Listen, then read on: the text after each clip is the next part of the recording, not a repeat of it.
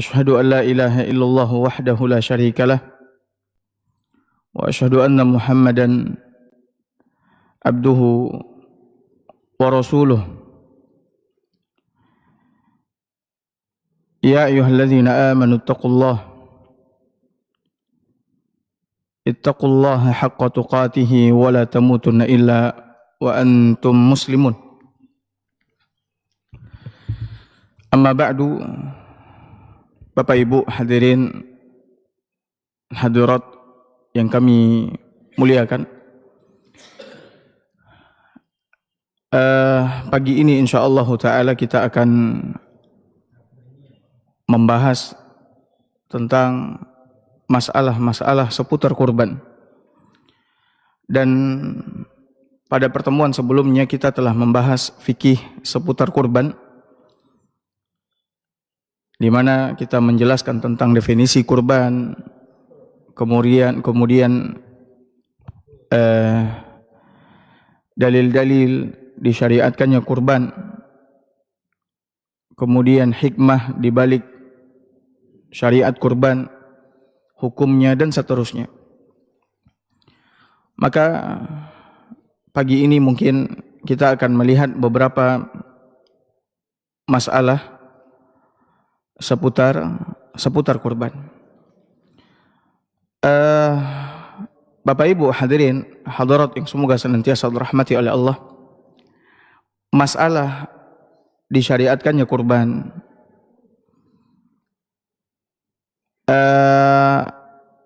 adalah bahwa kurban ini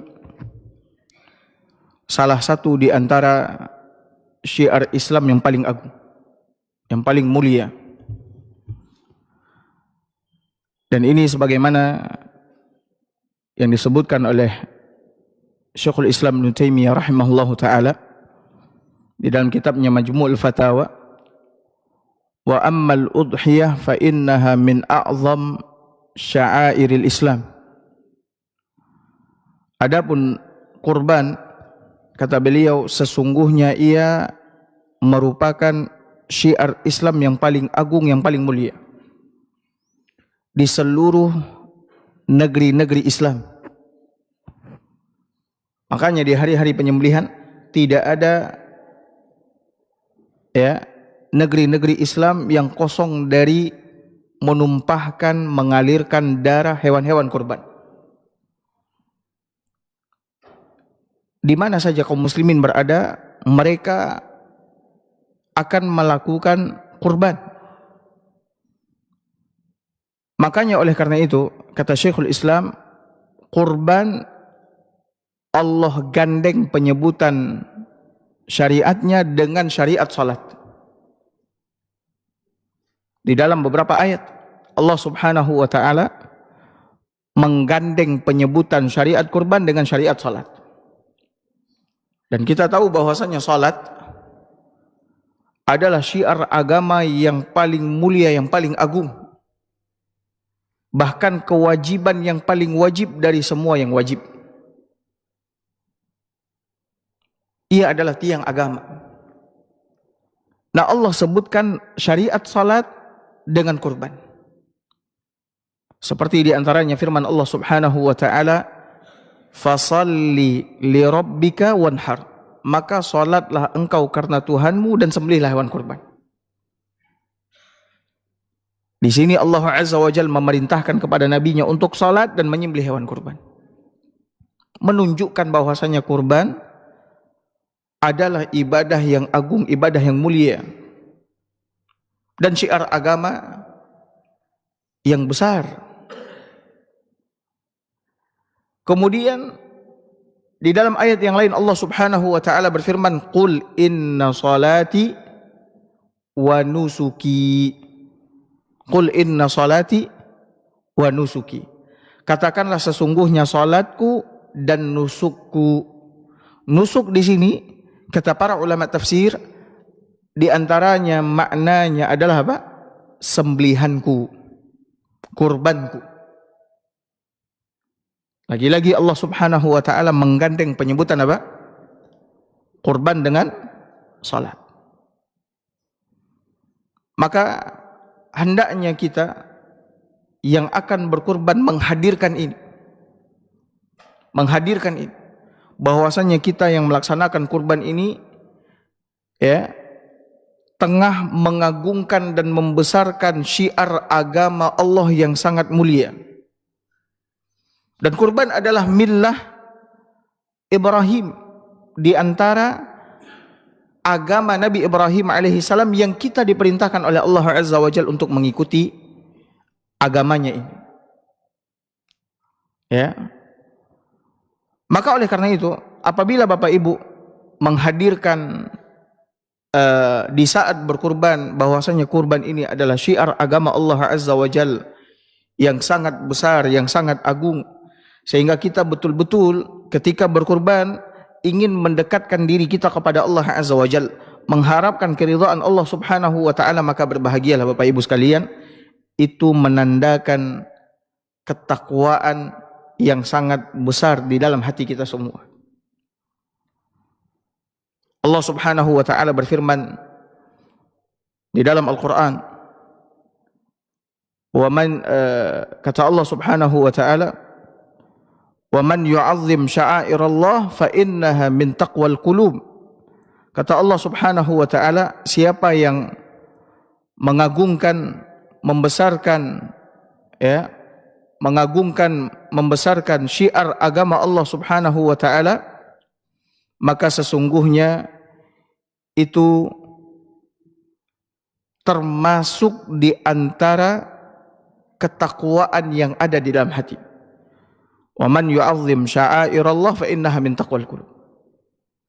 Siapa yang mengagungkan syiar agama Allah Subhanahu wa taala, maka itu termasuk dari ketakwaan yang ada di dalam hati. Makanya oleh karena itu Bapak Ibu hadirin hadirat yang dimuliakan oleh Allah Azza wa Jalla, banyak sekali di antara para ulama yang mengatakan bahwasannya kurban adalah syiar agama Allah Subhanahu wa taala yang sangat agung. Seperti perkataan Al-Imam Ibnu Daqiqil Aid di dalam kitabnya Ihkamul Ahkam.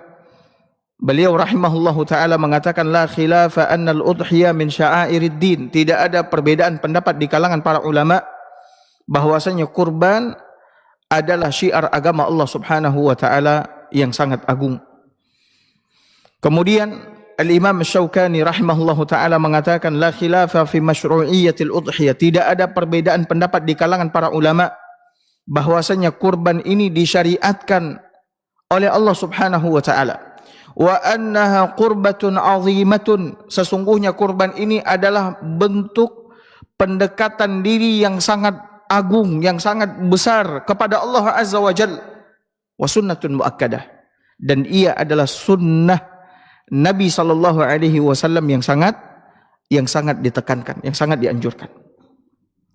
Makanya oleh karena itu Bapak Ibu hadirin hadirat yang dimuliakan oleh Allah Azza wa Jalla, di antara hikmah yang sangat agung dan besar di balik syariat kurban ini adalah agar bagaimana setiap hamba yang beriman kepada Allah Azza wa Jalla memperoleh ketakwaan dengan kurbannya kepada Allah Azza wa Jalla. Memperoleh apa? Ketakwaannya kepada Allah Azza wa Jalla. Allah Subhanahu wa ta'ala tidak butuh dengan darah-darah hewan kurban. Allah Subhanahu wa ta'ala tidak butuh dengan daging-daging hewan kurban. Tapi yang Allah lihat, yang Allah terima dari kurban kita itu apa? Ketakwaan kita kepadanya, ketundukan kita, kepatuhan kita. Ketika dia memerintahkan kita untuk berkurban, kita berkurban. Di dalam kurban terdapat pengorbanan yang sangat besar, di mana setiap orang-orang yang berkurban mengorbankan apa yang dia cintai, apa yang dia sukai, yaitu apa? Harta. Dia lebih mengedepankan dan mendahulukan perintah Allah, keinginan Allah daripada keinginan dirinya untuk apa? Untuk menahan hartanya. Makanya ini yang kita inginkan, ini yang kita usahakan Bapak Ibu sekalian. Bagaimana kita memperoleh ketakwaan di sisi Allah Azza wa Jalla dengan apa? Dengan kurban kita. Makanya oleh karena itu Allah Subhanahu wa ta'ala di dalam Al-Quran mengatakan apa? Kata Allah Azza wa Jalla, "Lan yanalallaha luhumuha wala dima'uha."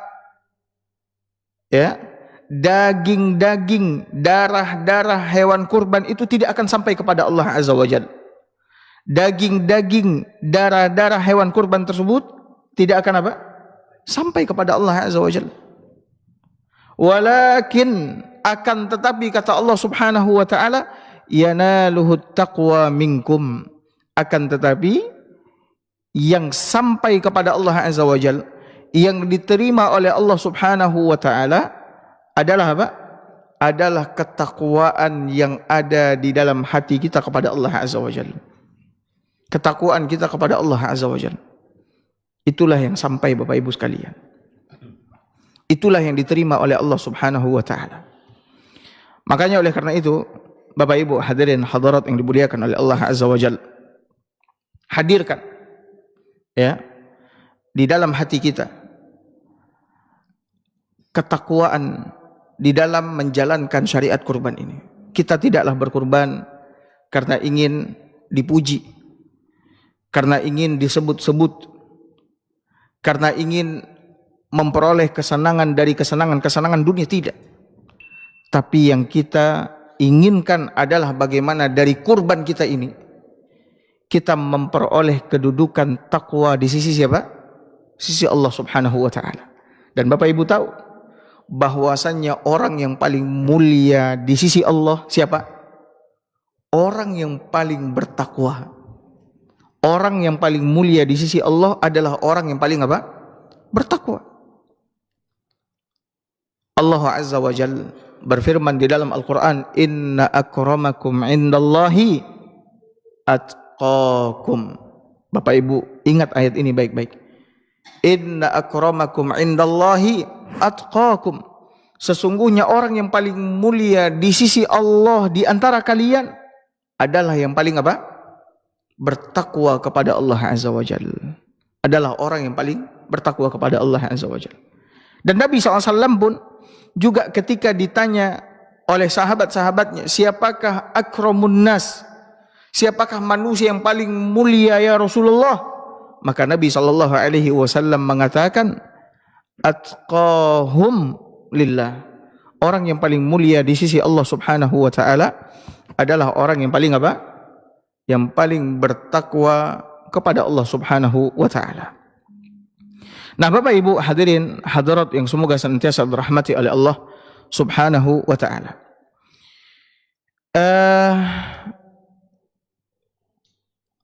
Kurban seperti yang telah kita jelaskan di pertemuan kita sebelumnya, maknanya adalah kita beribadah kepada Allah. Kurban ini adalah ibadah.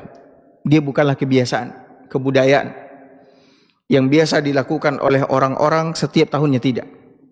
Tapi kurban ini adalah ibadah. Bapak Ibu hadirkan itu.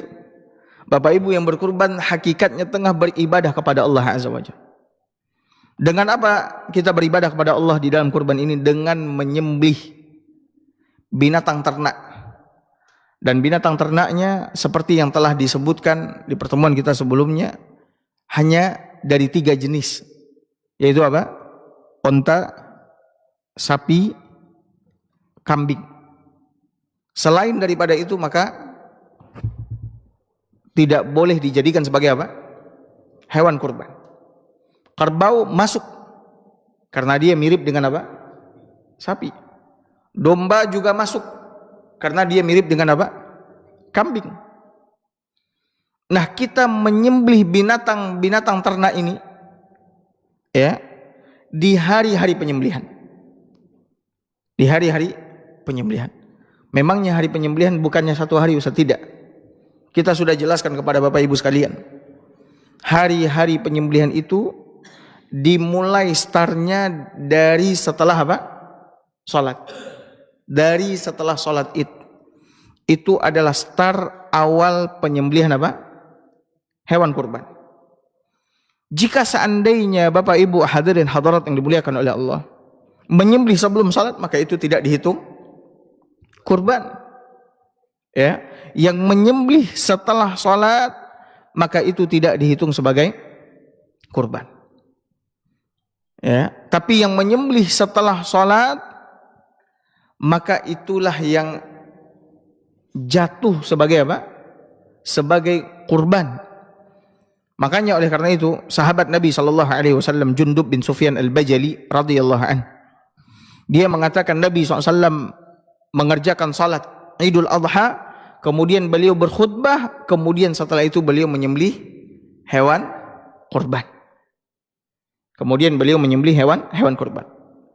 Jadi kita menyembelih hewan kurban itu setelah salat apa? Itu awal waktunya. Jika seandainya memungkinkan Bapak Ibu untuk menyembelih setelah salat. Namun jika seandainya tidak, maka waktu-waktu penyembelihan, maka hari-hari penyembelihan terbentang sampai tanggal 13 Zulhijjah. Sampai tanggal berapa? 13 Zulhijjah. Sebelum terbenamnya matahari di hari itu. Maka jika seandainya nih misalkan di antara kita ada yang tidak berniat kurban karena keterbatasan apa? Ekonomi misalkan. Tidak berniat untuk kurban. Sudah masuk bulan Zulhijjah. Lalu tiba-tiba dia memperoleh rizki di tanggal 12 Zulhijjah. Entah itu karena pekerjaannya dia dapat bonus, atau ada orang yang memberikan uang kepadanya, berbuat baik kepadanya, ya. Lalu dia ingin berkurban dengan satu ekor apa? Kambing misalnya. Itu masih bisa atau tidak? Masih bisa. Dia pasang niat ketika itu, dia tinggal pergi ke pasar atau ke tempat peternakan kambing, kemudian dia beli, kemudian dia disembelih. Masih bisa. Jadi hari penyembelihan hewan kurban ini terbentang sampai tanggal 13 Zulhijjah sebelum terbenamnya matahari di tanggal itu atau di hari itu. Kalau seandainya dia menyembelih jam 5 sore misalkan, atau jam setengah 6 matahari belum terbenam, masih bisa atau belum? Masih bisa atau tidak? Masih. Dia masih bisa untuk apa? Untuk berkurban. Jadi awal waktu penyembelihan kurban itu setelah sholat Id. Setelah apa? Sholat Id. Dan terbentang sampai tanggal 13 Zulhijjah sebelum terbenamnya matahari di hari itu. Baik, Bapak Ibu hadirin hadirat yang semoga senantiasa dirahmati oleh Allah Azza wa Jalla. Di dalam berkurban, Bapak Ibu sekalian, kita dianjurkan berkurban dengan hewan yang paling besar. Ya, hewan yang paling apa? Yang paling besar. Jika seandainya Bapak Ibu ingin berkurban dan memiliki kemampuan untuk berkurban dengan hewan yang lebih besar, maka usahakan berkurban, kalau bisa berkurban dengan hewan yang paling apa? Paling besar. Paling besar tentunya paling apa? Paling mahal apa? Harganya. Semakin mahal harganya, semakin besar hewan tersebut, semakin besar pula nilainya di sisi Allah Azza wa Jalla. Dan seperti yang kita katakan tadi, berkurban dengan hewan yang paling besar, dengan hewan yang paling mahal, bukan tujuannya untuk pamer ya. Sekali lagi, bukan tujuannya untuk apa? Pamer. Lihat saya kurban. Sapi saya ini beratnya 1 ton, sekian. Harganya nggak tanggung-tanggung, misalkan 120 juta. Nah, bukan ini tujuannya kita berkurban dengan apa? Dengan kurban yang paling besar, paling mahal harganya, tidak. Tapi tujuannya adalah ta'zim sya'airil Islam. Ta'zim sya'airil Islam. Untuk membesarkan syiar agama Allah Azza wa Jalla. Di antara bentuk pembesaran syiar agama Allah, yaitu kita apa? Berkurban dengan hewan yang paling besar, jika kita mampu ya, dan paling mahal harganya. Bukan untuk pamer. Bukan untuk disebut-sebut sama orang-orang, lihat fulan berkurban dengan hewan yang seperti ini. Lihat fulan lah. Tapi ini untuk membesarkan syiar agama Allah Azza wa Jalla. Ini untuk memberikan yang terbaik kepada siapa? Kepada Allah Subhanahu wa taala. Allah Azza wa Jalla telah memberikan nikmat yang sangat banyak kepada kita, anugerah yang tidak terhingga kepada kita. Maka kita ingin bersyukur atas nikmat tersebut, karena di antara hikmah syariat disyariatkannya kurban ini adalah untuk mensyukuri nikmat Allah Azza wa Jalla. Maka kita pun memberikan yang terbaik kepada Allah Subhanahu wa taala. Makanya oleh karena itu Bapak Ibu hadirin hadirat yang semoga senantiasa dirahmati oleh Allah Subhanahu wa taala, para ulama ya membahas tentang hewan kurban yang paling afdal untuk dikurbankan. Bapak Ibu kalau mau berkurban dengan hewan yang paling afdal dari 3 jenis hewan kurban tadi. Yang paling afdal untuk dikurbankan oleh satu orang itu dia berkurban dengan 1 ekor unta. Artinya dia sendirian berkurban atau menyembelih 1 ekor unta. Ya, kalau seandainya dia mampu.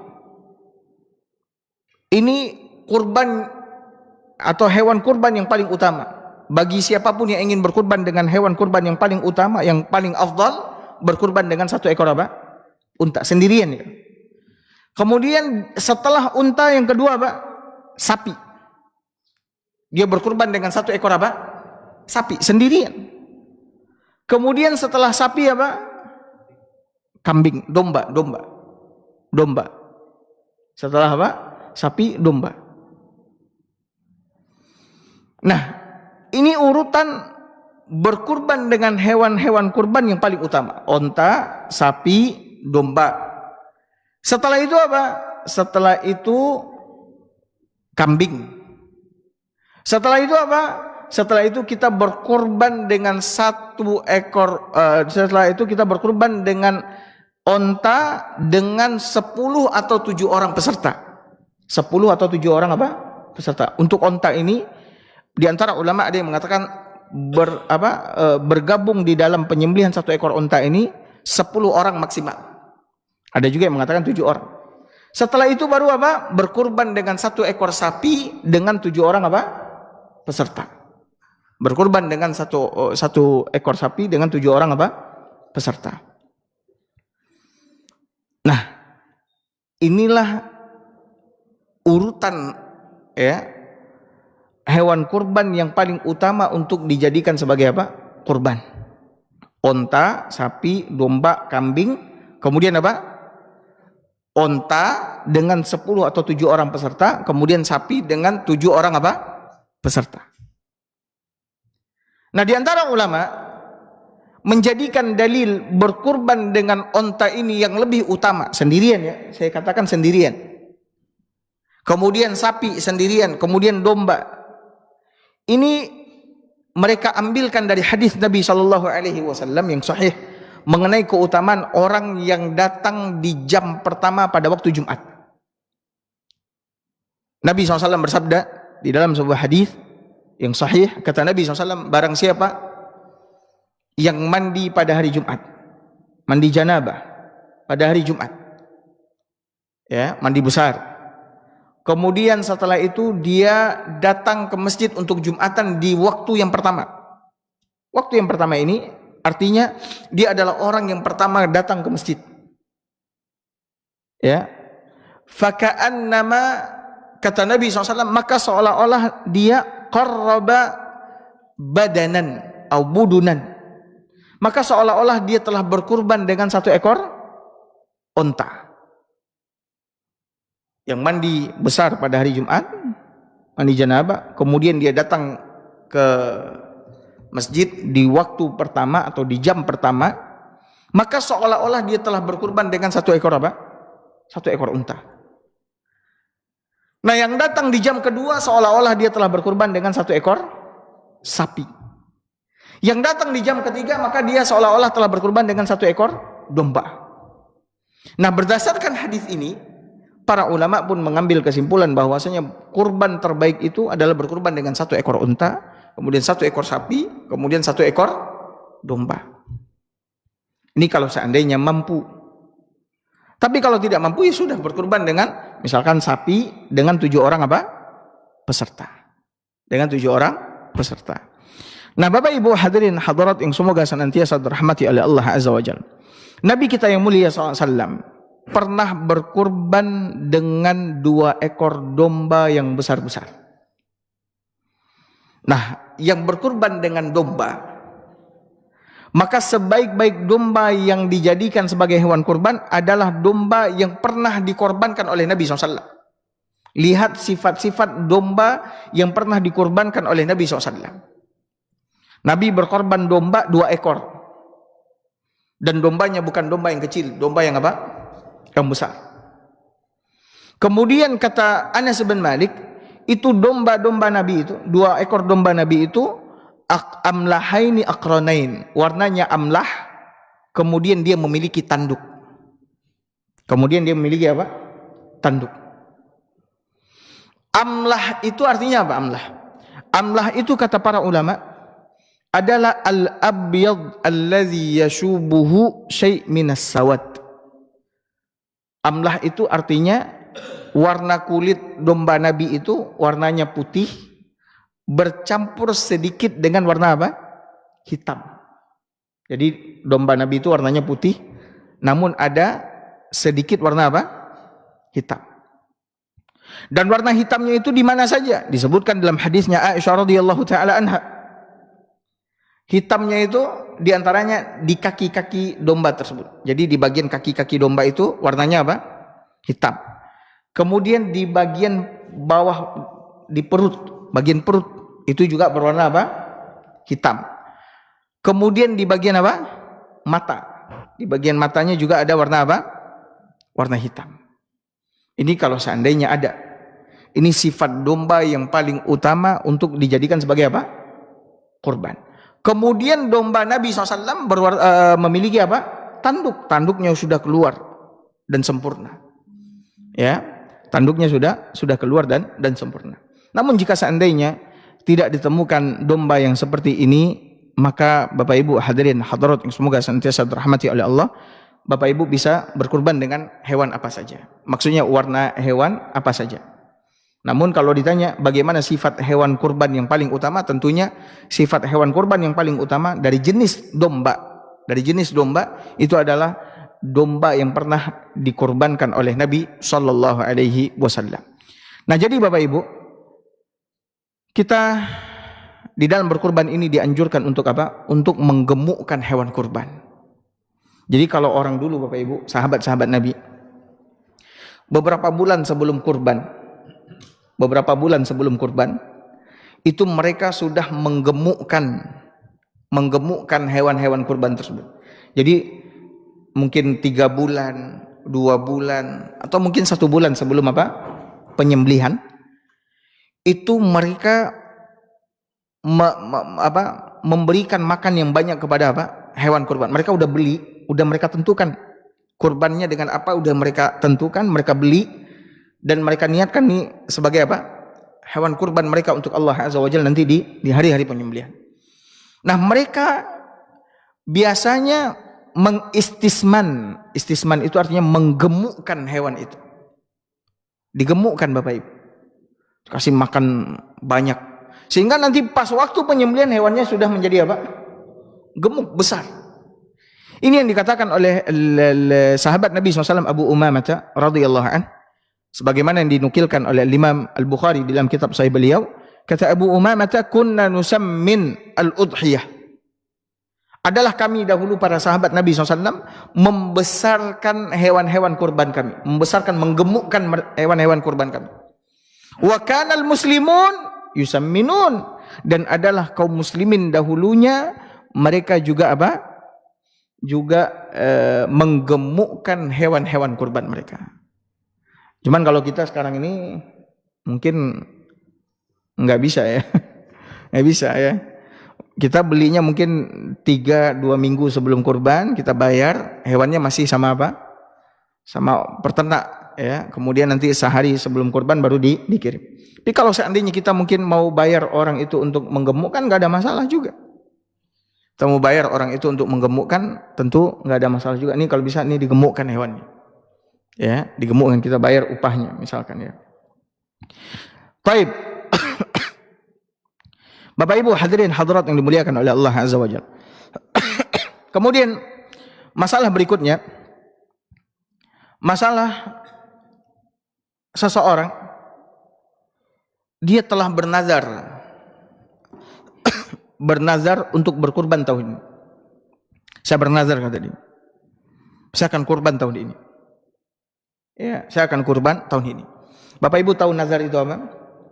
Nazar itu mewajibkan sesuatu yang mungkin hukumnya sunnah atas kita menjadi apa? Wajib. Atau mewajibkan sesuatu yang mubah atas diri kita. Kurban sunnah. Namun ketika seseorang bernazar bahwasanya dia akan berkurban, maka kurban yang tadi hukumnya apa? Sunnah menjadi apa? Wajib. Nah, orang yang telah bernazar untuk berkurban tahun ini, namun dia tidak menyembelih hewan kurbannya sampai terbenamnya matahari di tanggal 13 Zulhijjah. Dia tidak menyembelih hewan kurbannya sampai terbenamnya matahari di tanggal berapa? 13 Zulhijjah. Maka bagaimana hukum orang ini? Bapak Ibu hadirin hadirat yang semoga senantiasa dirahmati oleh Allah. Ya. Apabila orang yang telah bernazar berkurban ini tidak menyembelih hewan kurbannya sampai terbenamnya matahari di tanggal 13 Zulhijjah, itu karena disengaja, ya, karena disengaja sampai habis waktu penyembelihan hewan kurban tersebut, maka orang ini berdosa. Orang ini apa? Berdosa. Ya. Dan dia tidak diperintahkan untuk apa? Untuk mengqadha'nya. Kenapa? Karena waktunya telah apa? Telah habis. Dan dia telah mendapatkan apa? Mendapatkan dosa. Karena dia sengaja.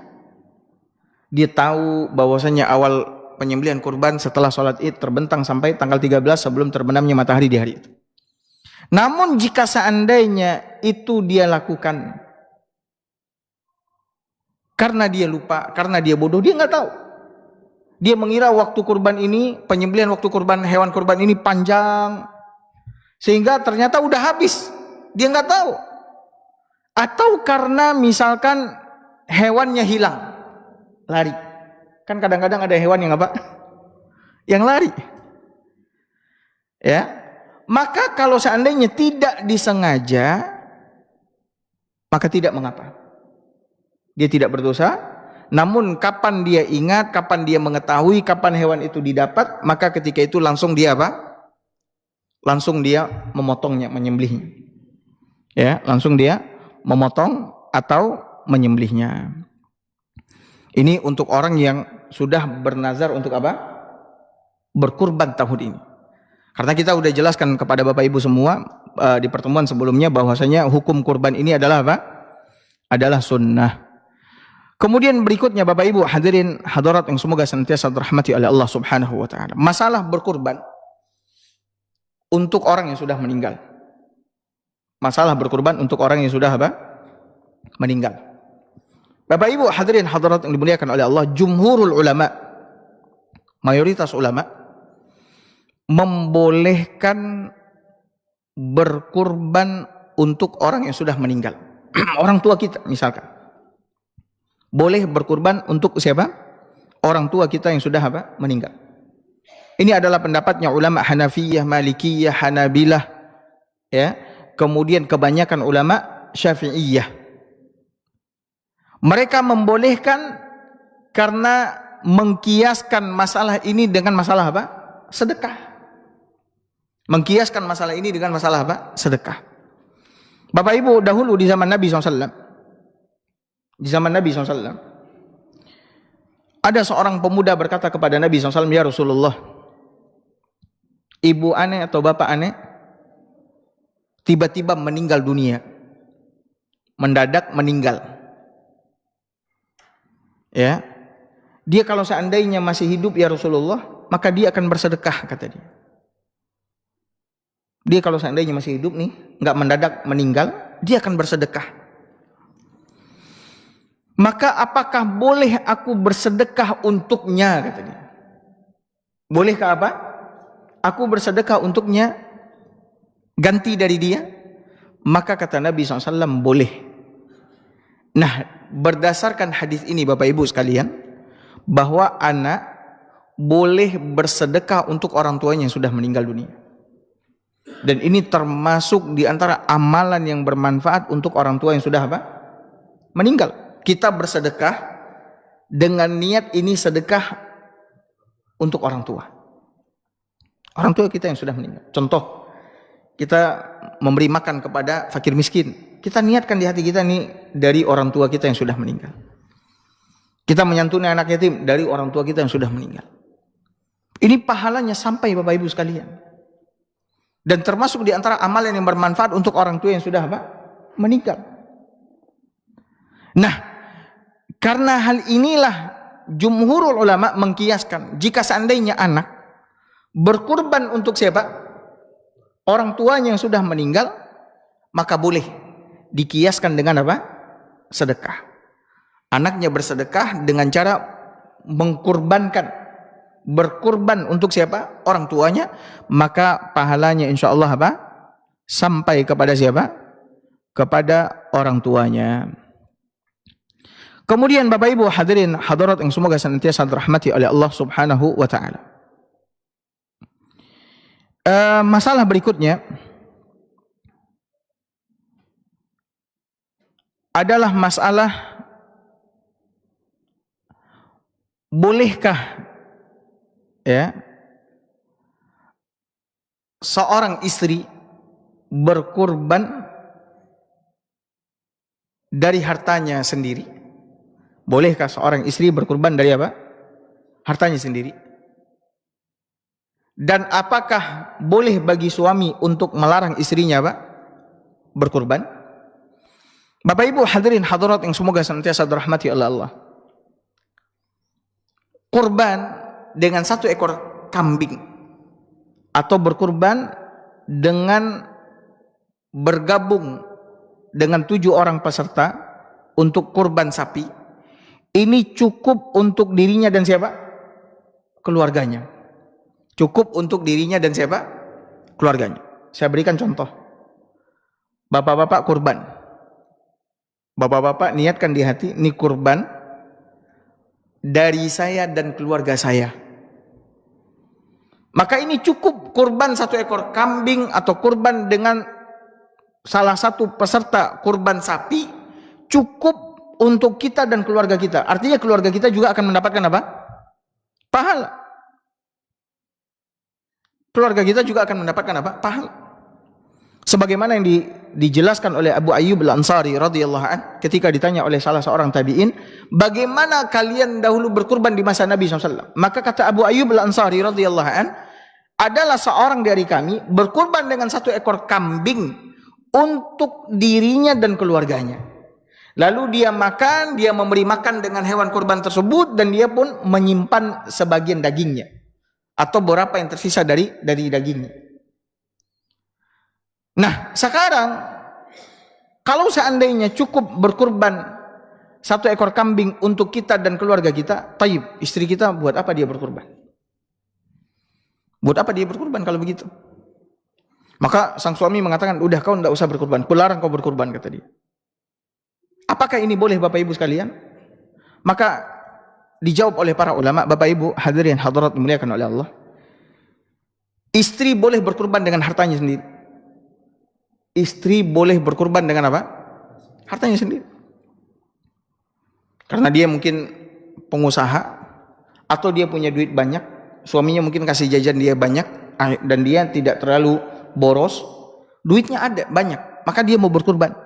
Maka boleh bagi dia untuk berkurban dan suami tidak boleh melarang dia apa? Berkurban.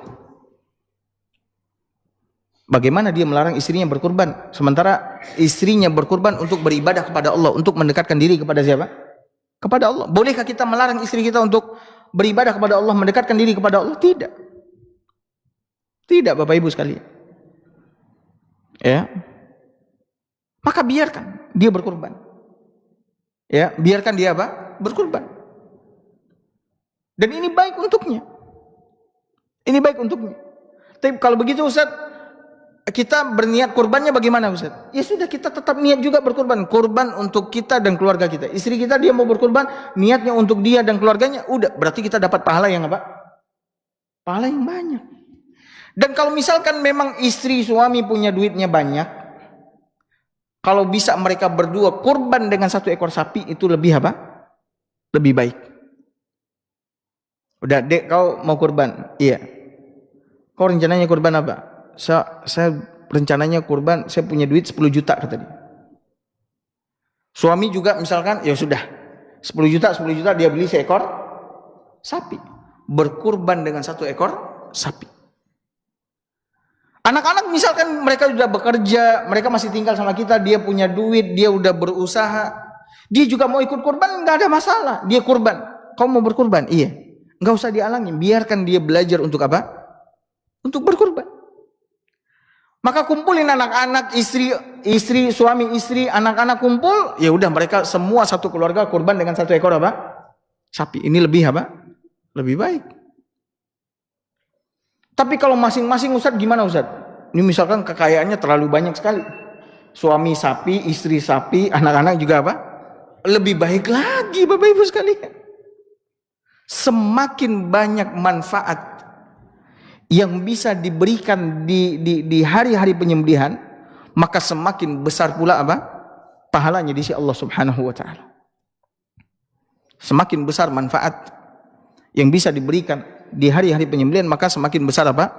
Pula pahalanya di sisi Allah Subhanahu wa taala. Maka tidak ada apa? Tidak ada masalah Bapak Ibu sekalian. Tapi Bapak Ibu hadirin hadirat yang dimuliakan oleh Allah, saya juga mau menyampaikan masalah membaca bismillah ketika menyembelih. Ini untuk panitia kurban agar mengingatkan kepada tukang jagal yang menyembelih hewan-hewan kurban, agar jangan sampai mereka lupa membaca apa? Bismillah. Karena membaca bismillah ketika menyembelih itu wajib dan syarat sahnya sembelihan itu boleh dimakan. Kalau tidak dia baca karena dia lupa, dia bodoh, maka itu tidak jadi hewan kurban dan dagingnya tidak halal untuk apa? Dimakan. Maka tolong diingatkan betul di dalam menyembelih hewan kurban. Diingatkan betul, jangan sampai lupa membaca apa? Bismillah. Adapun bertakbir, membaca takbir ketika menyembelih, maka ini hukumnya sunnah. Kalau dia baca Bismillahi Allahu Akbar, lebih baik, lebih utama. Karena Nabi SAW ketika menyembelih hewan kurbannya, Nabi sammallaha wa kabbar. Nabi membaca Bismillah kemudian bertakbir. Nabi SAW membaca Bismillah kemudian apa? Bertakbir. Ya, namun kalau seandainya dia tidak baca takbir, dia cuma baca apa? Bismillah, kurbannya sah atau tidak? Sah. Namun kalau seandainya dia lupa, dia bodoh, maka para ulama memandang bahwasanya kurbannya tidak apa? Tidak sah dan dagingnya tidak halal untuk apa? Dimakan. Karena Allah Subhanahu wa taala telah berfirman di dalam Al-Qur'an dalam surat Al-An'am ayat 118. Kata Allah Azza wa Jalla, "Fakulu mimma dzukira smullahi alaih." Makanlah oleh kalian dari apa yang disebut nama Allah Subhanahu wa taala padanya ketika apa? Disembelih. Silakan makan. In kuntum bi ayatihi mu'minin. Jika seandainya kalian beriman dengan ayat-ayatnya. Dalam ayat yang lain dalam surah Al-An'am ayat 121, Allah Subhanahu wa taala berfirman, "Wala ta'kulu mimma lam yuzkar ismullahi alaih." Dan janganlah kalian makan dari hewan yang tidak dibaca nama Allah Azza wa Jalla ketika menyembelihnya. Allah larang, jangan kalian makan dari sembelihan yang tidak dibaca nama Allah Subhanahu wa taala padanya, wa innahu lafisq. Sesungguhnya itu benar-benar termasuk kefasikan. Sesungguhnya itu benar-benar termasuk apa? Kefasikan. Nah, Bapak Ibu hadirin hadirat yang dimuliakan oleh Allah, maka hendaknya panitia betul-betul mengingatkan apa? Tukang jagal agar jangan lupa membaca apa? Bismillah. Kalau nama-nama orangnya bagaimana Ustaz? Nama-nama orang nggak perlu Bapak Ibu sekalian. Kalaupun Bapak Ibu mau baca, tafadhol. Tapi kalau seandainya tidak pun nggak ada masalah. Kenapa? Karena orang tersebut ketika menyerahkan dananya, ya, meminta Bapak Ibu panitia kurban untuk sebagai wakilnya di dalam berkurban, maka sudah niatnya sudah apa? Tercatat dan sudah sampai kepada Allah Subhanahu wa taala. Maka tidak perlu lagi apa? Disebut. Tidak perlu disebut. Dan tidak perlu juga mesti orang-orang yang berkurban harus apa? Hadir menyaksikan apa? Kurbannya. Nabi SAW pernah menyembelih lebih dari 60 hewan kurbannya. Nabi itu pernah berkurban, kalau saya tidak salah, 100 ekor unta. Sendirian itu. Beberapa puluhnya Nabi yang sembelih. Setelah itu Nabi wakilkan kepada siapa? Ali bin Abi Thalib. Dan Nabi pergi. Ya capek Nabi mungkin, Nabi pergi. Kata Nabi, lanjutkan wahai Ali. Jadi nggak ada masalah. Cuman membaca bismillah ini wajib. Jangan sampai apa? Jangan sampai lupa. Ya, jangan sampai lupa. Maka ingatkan. Ya, maka tolong diingatkan. Kemudian berkaitan dengan penyembelihan juga. Penyembelihan hewan kurban ini Bapak Ibu hadirin hadirat muliakan oleh Allah. Itu hendaknya tukang jagal ini, panitia kurban ini hendaknya memiliki ilmu tentang kurban agar pelaksanaan kurban tersebut ya sesuai dengan petunjuk dari Nabi sallallahu alaihi wasallam. Tukang jagal hendaknya dia menajamkan pisaunya sebelum apa? Menyembelih. Maka panitia kurban ingatkan, kalian yang mau menyembelih ini saya lihat di sini sapinya ada banyak nih yang mau dikurbankan. Tolong pisaunya ditajamkan atau bawa pisau banyak. Ya. Ditajamkan. Kemudian nanti ketika menyembelih hewan kurbannya mesti dibuat nyaman. Ya, jangan sampai apa? Jangan sampai tersiksa. Dia udah tersiksa itu ketika disembelih, tapi jangan ditambahkan lagi siksaannya. Dengan apa? Pisau kita tidak apa? Tajam. Kemudian kita nakut-nakutin dia, baik secara langsung atau tidak langsung. Yang secara langsung itu yang pisau digini-ginikan, diasah di kepala sapi itu. Atau pisau dilayangkan di depan matanya, atau menyembelih temannya di depan dia. Itu dengan demikian hewan-hewan ini akan stres Bapak Ibu sekalian.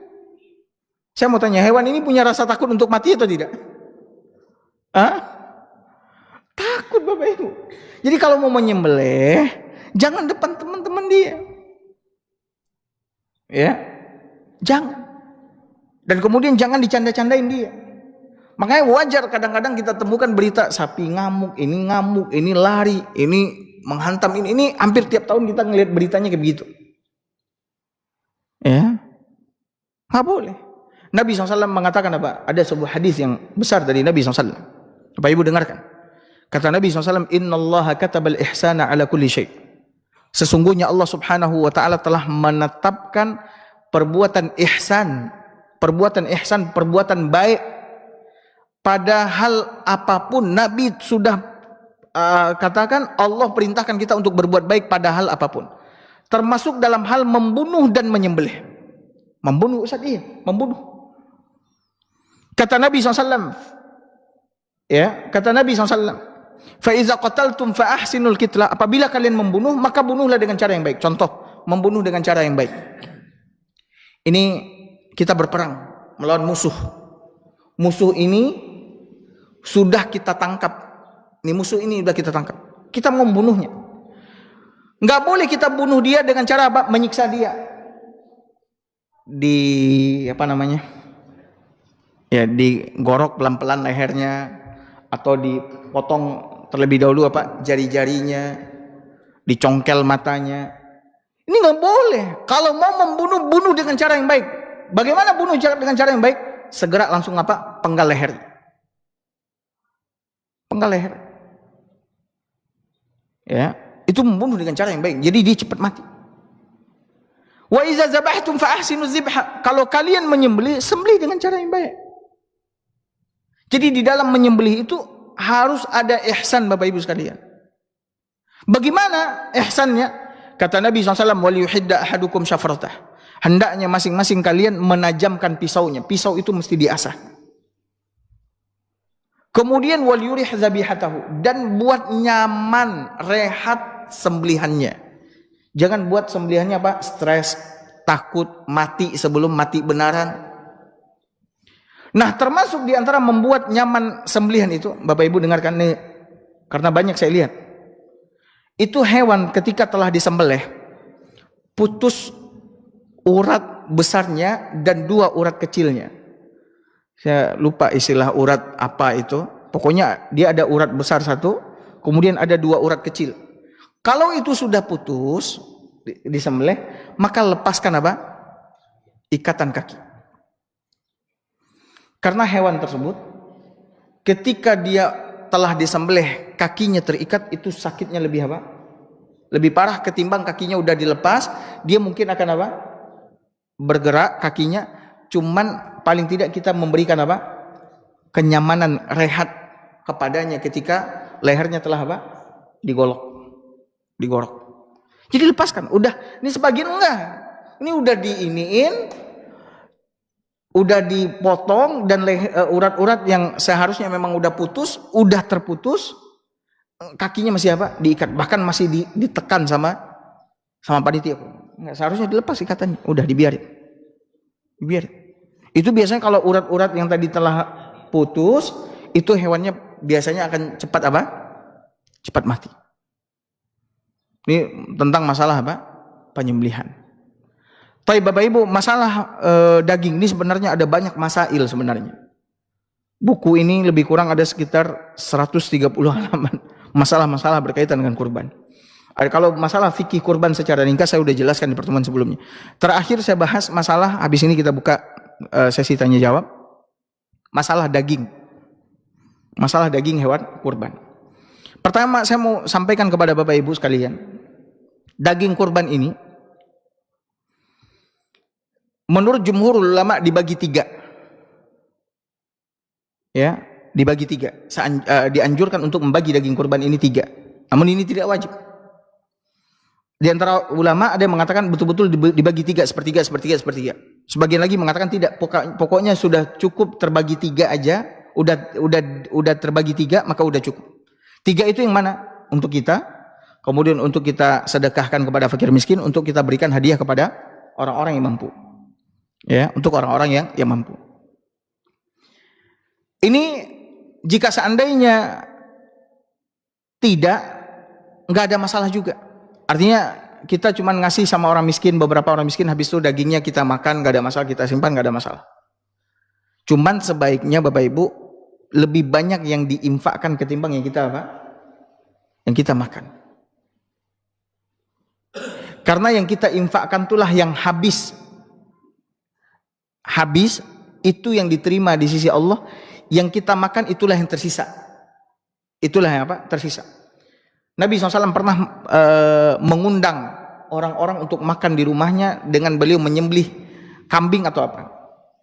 Habis itu selesai makan, Nabi bertanya kepada Aisyah, berkata kepada Nabi, kata Aisyah, ya Rasulullah, yang tersisa cuman ini, kata dia.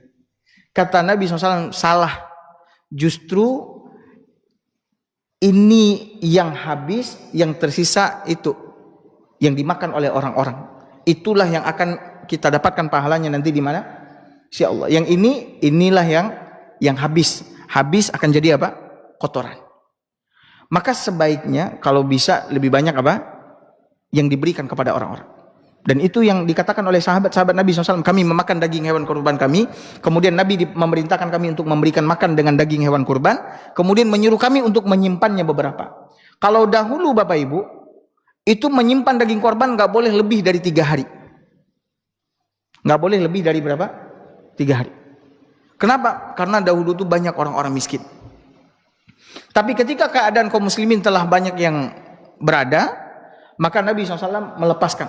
silahkan simpan daging hewan kurban tersebut. Kalau di awal dahulu nggak boleh lebih dari 3 hari. Nah, Bapak Ibu, mengenai daging kurban itu hak sepenuhnya peserta kurban. Panitia kurban tidak memiliki hak sama sekali. Daging kurban itu sepenuhnya milik siapa?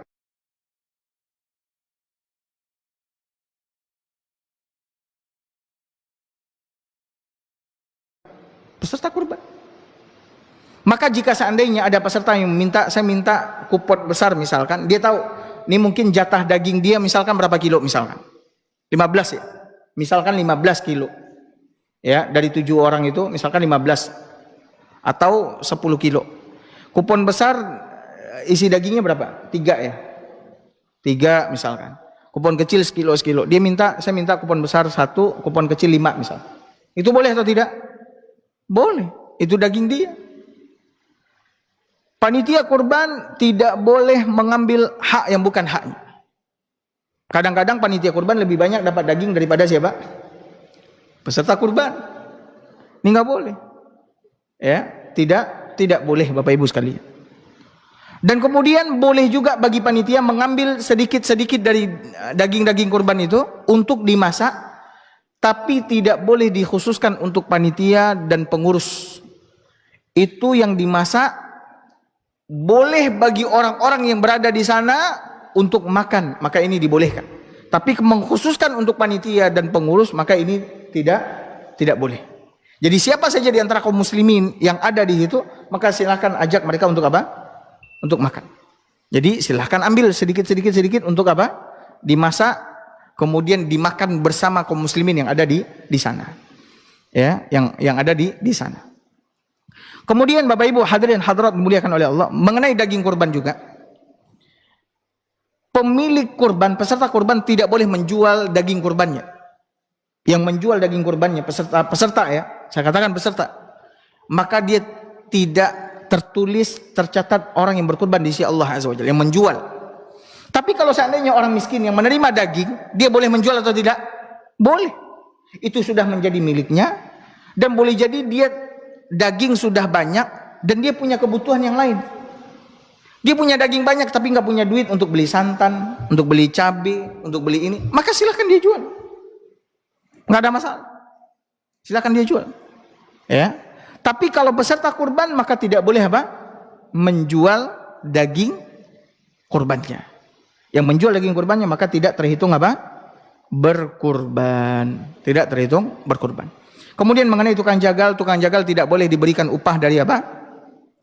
Dari daging hewan kurban. Tukang jagal mesti diambilkan dari apa? Kantong yang lain, uang yang lain. Tapi apakah mereka dikasih daging? Ustaz, kasih daging.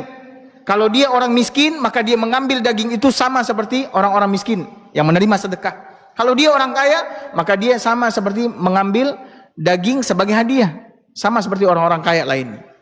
Tapi memberikan itu sebagai upah, bukan sedekah, bukan hadiah, maka ini dilarang oleh Nabi Sallallahu Alaihi Wasallam. Baik, mungkin ini yang bisa kita sampaikan. Selanjutnya waktu yang tersisa kita gunakan untuk tanya jawab.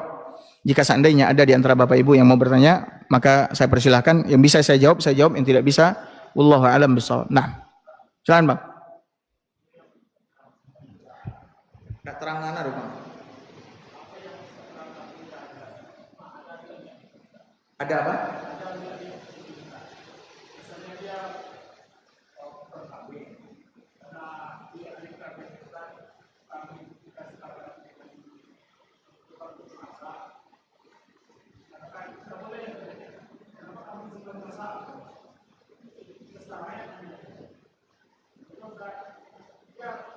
Enggak boleh masak kambing.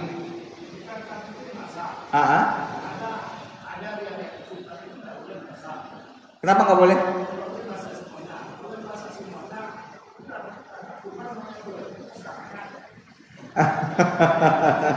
Ini peserta yang ngomong gitu. Dia bilang mungkin gini ya, kambing saya jangan dimasak katanya. Atau orang berkorban, dia pengen korbannya ini dimasak.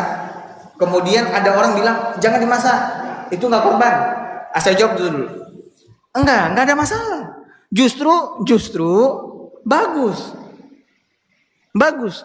Dan dia berkurban, kemudian dia masak, kemudian dia kasih orang sudah apa? Dimasak lebih baik lagi. Orang tidak perlu capek-capek untuk apa? Masa orang tinggal apa? Tinggal makan. Ini lebih baik lagi. Contoh, saya biasanya bukan untuk mau pamer ya. Saya biasanya kurban misalkan 1 ekor kambing. Itu saya masak. Selesai saya masak, orang musola dekat rumah, saya ajak makan. Terus apakah saya nggak berkurban di situ? Saya berkurban atau enggak? Kurban, nggak ada masalah. Justru orang senang. Kemudian ada berapa yang saya bungkus, saya bagikan kepada kerabat-kerabat yang ada di sini. Kerabat keluarga saya bagi. Nggak bagus, nggak ada masalah.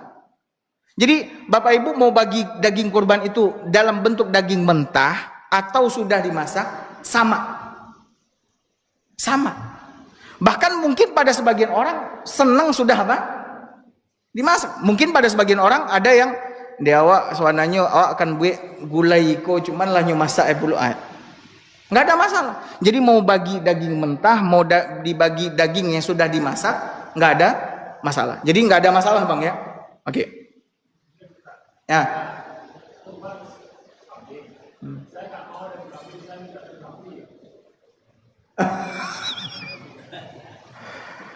Kurban kambing, mintanya sapi. Bagus nak kurban sapi. Baik, nggak ada mintanya nggak boleh. Cuman kalau dia dikasih daging sapi nggak ada masalah, dia terima. Kalau dia miskin berarti dia ambil sebagai sedekah. Kalau dia kaya berarti dia ambil sebagai apa? Hadiah. Nggak ada minta, nggak boleh minta. Jadi kalau orang ngasih nggak ada masalah. Atau ditawarkan, ang nio daging kambing atau jawi aja.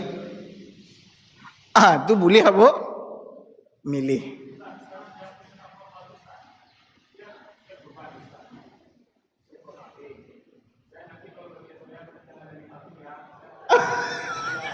Dia tidak ada hak di situ. Dia kurban kambing, minta daging sapi. Dia tidak ada hak di situ. Bagaimana dia minta yang bukan apa? Haknya. Yang dia minta seharusnya apa? Ajan lupa kambing ko separuhnya kirim dagingnya kamboy. Tidak ada masalah, itu hak dia. Tapi ajib dia kurban kambing, mintanya apa? Pokoknya Aden minta jawi lah. Nah, ini kambing. Kalau mau itu kecil panitia, mengapa kurban kambing itu? Nggak boleh, itu nggak ada haknya di situ. Itu yang tadi saya katakan. Cuman kalau dia dikasih daging sapi, boleh nggak dia terima? Boleh, nggak ada masalah. Kalau dia miskin, dia ambil itu sebagai sedekah. Kalau dia kaya, dia ambil sebagai apa? Hadiah. Nah, itu ajib juga itu ya. Kurban kambing pengen sapi.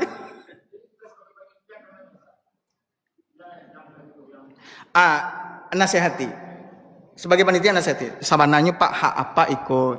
Cuman apa pasti akan kami agih juga.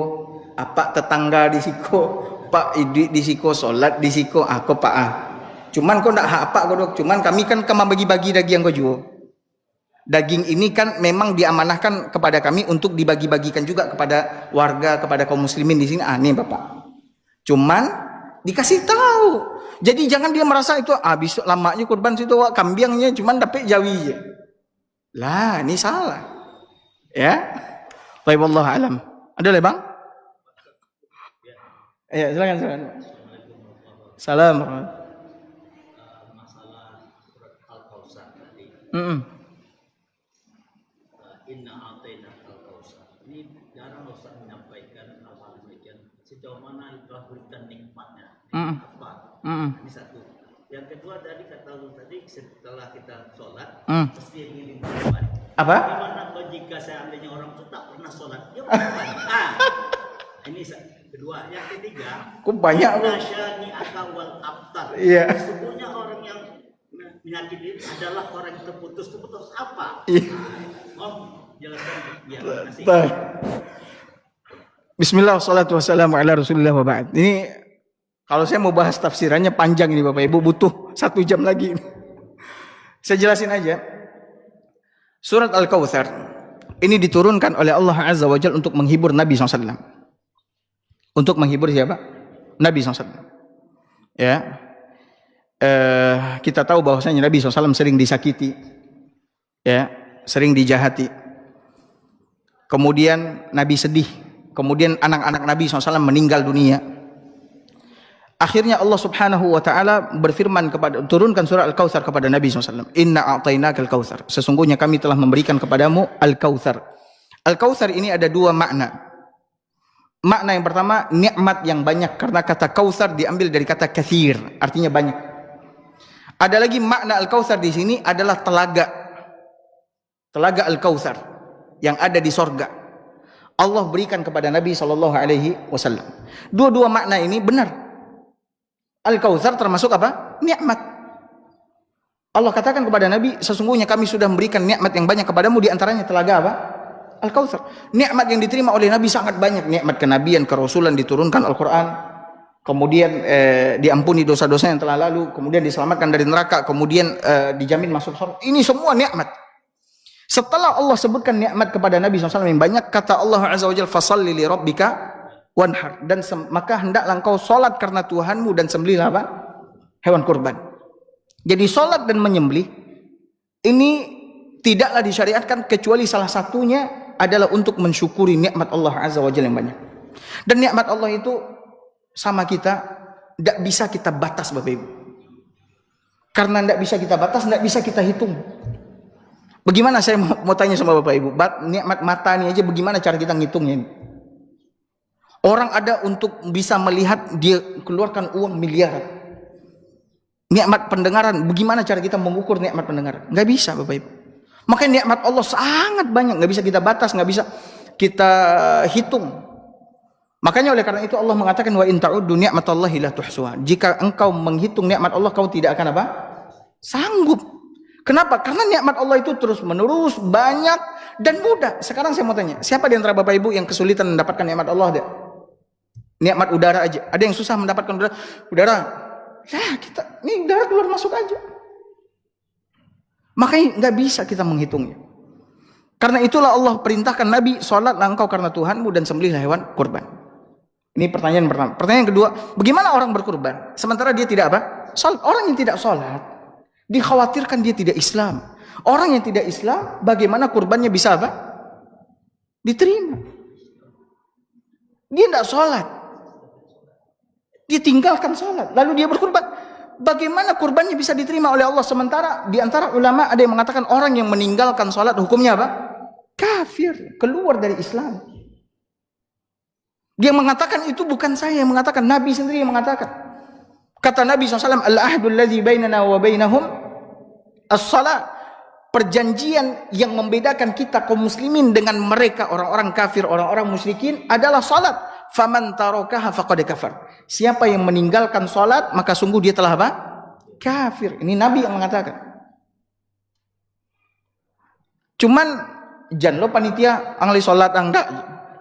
Ang kurban siko li salat. Enggak salat jangan kurban siko. Enggak boleh. Panitia enggak boleh nanyain itu. Ya. Itu menyakiti hati orang itu. Mau nak pernah nampak di masjid Al-Ikram siko ang kurban angli salat. Lah, Bapak Ibu nggak boleh. Ya. Sama seperti orang ngasih daging. Ngasih daging. Iko daging ko disembelih li pakai baju bismillah. Lah, ini nggak boleh. Nggak boleh. Orang ngasih kita hadiah. Iko li dari harta yang lah nggak boleh. Akhirnya ayo kurang ngajang aja. Dan nagiat itu lagi asko tuh aja. Akan terjadi keributan Bapak Ibu. Nggak boleh. Ada orang datang, udah biarin aja. Sholat dan sholat urusan dia dengan siapa? Dengan Allah.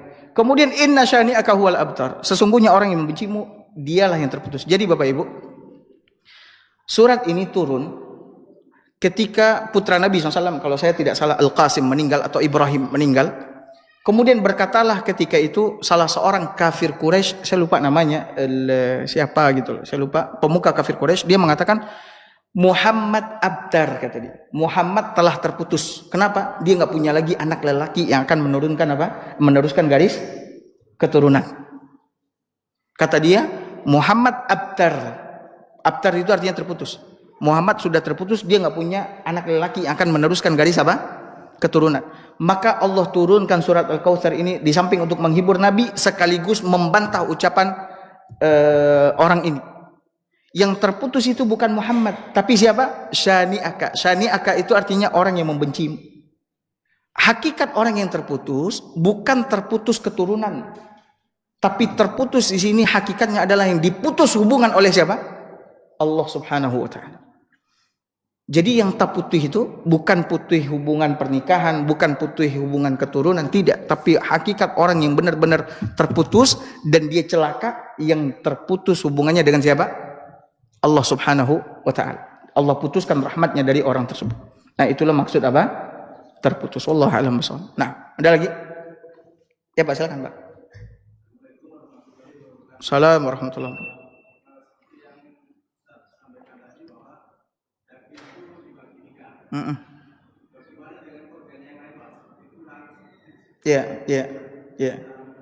Ya. Baik, bismillah wassalatu wassalamu ala Rasulillah wa ba'd. Masuk di situ Bapak Ibu sekalian. Ya, tulang-tulang kan juga dipotong kan di sini, atau tulang-tulang enggak dipotong? Ah, potong, ya udah masukin di dalam daging. Enggak, jadi gini, sepertiga itu tidak mesti, misalkan ya, kambing itu, misalkan kita hitung kambing nih, kita kan sendirian nih kambing totalnya beratnya misalkan 30 ya, misalkan 30 kilo, berarti enggak mesti kita baginya 10 campur di situ tulangnya, ininya, enggak, pokoknya udah kebagi 3 aja. Kebagi 3 itu misalkan mungkin 1 kilo untuk fakir miskin, 1 kilo lagi untuk orang kaya, itu udah dihitung bagi apa? Bagi 3. Jadi nggak mesti tulang awak seluruhnya ambil tulang, daging yang berikan, nggak ada masalah juga. Bisa dipahami? Nah, cuman saya juga mau kasih tahu, terkadang ada sebagian panitia kurban, termasuk kulit pun dicincang-cincang sama mereka tuh. Yang pada akhirnya sebagian orang yang menerima kulit, dia nggak bisa ngolah kulit, dia buang. Nah untuk kulit sebaiknya ambil kulit utuh, ikat, kasih kepada fakir miskin. Fakir miskin yang menerima, dia terima, dia boleh jual. Kalau misalkan de awak kulit ko ndak bisa olah, tenang. Kalau ada telepon orang kulit, abeko silahkan apa? Negosiasi sama orang kulit. Cuman jangan lupa 20%. Yang itu yang haram. Nah dan di situ nggak ada fee ya. Jadi udah biarin aja dia ngobrol sama berapa kamu ambil ke paknya. Ambo ambil segiko, ya sudah. Kalau dia itu dia juga. Jangan, nggak usah dipotong-potong kecil, itu nggak usah. Ustaz, ada juga pertanyaan. Ini orang banyak yang nggak mau kaki ini sebagainya misalkan, atau kepala. Ya sudah, siapa yang mau ngambil ambil. Yang penting jangan sampai ada yang terbuang. Ya, nggak ada masalah. Panitia mau ngambil, ini mau ngambil, nggak ada masalah. Biasanya kadang-kadang ada orang nggak mau kaki, ada orang yang suka kaki, ya udah nggak apa-apa diambil. Pokoknya Bapak Ibu yang panitia kurban ini udah diamanahin sama siapa? Peserta kurban. Maka jalankan dengan sebaik-baik mungkin. Ada juga yang bertanya sama saya masalah perut. Perut itu kadang ada orang yang bisa ngolah, ada orang yang nggak bisa ngolah, Ustaz. Nah, bagaimana kalau misalkan ini orang-orang di sini nggak ada yang mau perut, Ustaz? Perut itu biasanya kita buang, Ustaz. Bagaimana? Boleh. Bapak Ibu, di Arab, orang Arab perut itu semuanya dibuang sama mereka. Di Indonesia, orang Arab kaget. Perut apa? Dicuci, digundar, kemudian dimasak gitu. Di Arab itu semuanya daging semua itu. Ya. Jadi nggak ada masalah juga. Ada masalah juga. Allah alam bishawab. Nah, itu kira-kira Pak ya. Silakan Pak. Ya Pak.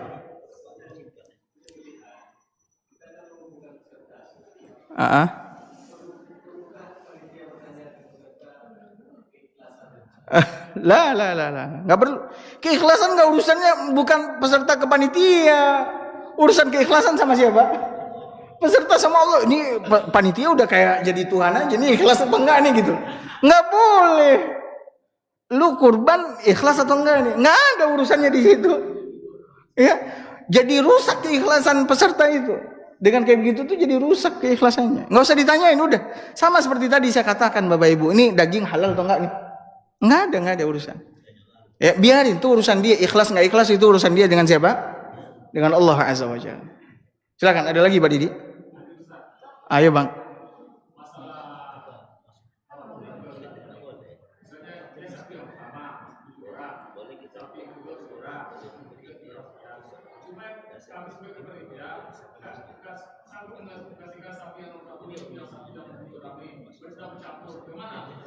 Nggak sanggup.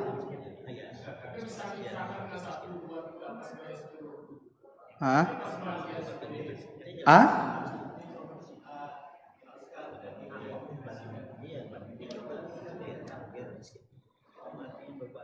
Enggak satu ini ya? Enggak satu lapiak, satu.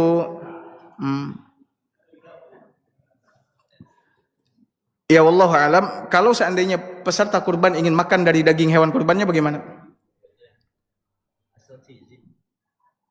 Kalau peserta kurban dia ingin makan dari daging hewan kurbannya, sesuai misalkan dia memegang hadis Nabi SAW memerintahkan kepada sahabat yang berkurban, makanlah oleh kalian, kasih makan orang, simpan kata dia. Bagaimana cara panitia untuk memberikannya daging kurbannya? Tentu susah. Sebaiknya satu sapi satu lapiak. Sebaiknya.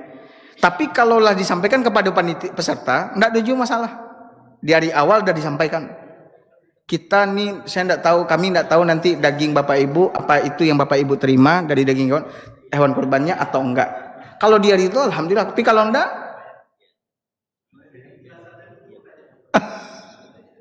udah itu batanya keikhlasan. Waduh.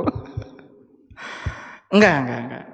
Kalau saya pribadi sarankan sebaiknya satu sapi satu tikar. Jadi dari situ jelas peserta kurban dia ngambil dari apa? Dagingnya. Ya, ngambil dari dagingnya. Jangan karena alasan itu maka ditanya apa? Keikhlasan. Jangan. Enggak keikhlasan yang kita tanya. Kita justru mungkin minta izin. Bukan keikhlasan yang kita tanya. Bapak Ibu, ini saya izin. Kalau misalkan kita di sini sembelih dagingnya bisa jadi nyampur. Jadi kami nanti nggak tahu nih Bapak Ibu dapat daging sembelihan Bapak Ibu atau tidak. Bukan tanya keikhlasannya. Ya. Wallahu a'lam bishawab. Tapi ada lagi? Baik. Kalau nggak ada kita cukupkan sampai di sini. Semoga pembahasan kita yang singkat ini bermanfaat untuk kita semua. Barakallahu fikum. Sallallahu ala nabiyina Muhammad wa ala alihi wa sahbihi wasallam. Assalamualaikum warahmatullahi wabarakatuh.